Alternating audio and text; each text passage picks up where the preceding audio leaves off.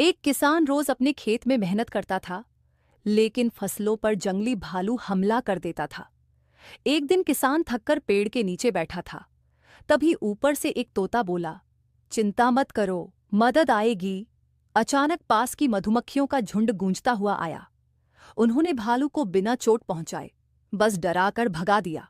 तोता बोला, प्रकृति हमेशा उसका साथ देती है जो उसका सम्मान करता है। किसान मुस्कुराया और उस दिन से उसने अपने खेत को जानवरों और पक्षियों के लिए भी सुरक्षित बनाया। प्रकृति को प्यार दो, वो 1000 गुना लौटाती है। अगर आपको यह कहानी पसंद आई तो लाइक, कमेंट और सब्सक्राइब करें और नोटिफिकेशन ऑन करना न भूलें।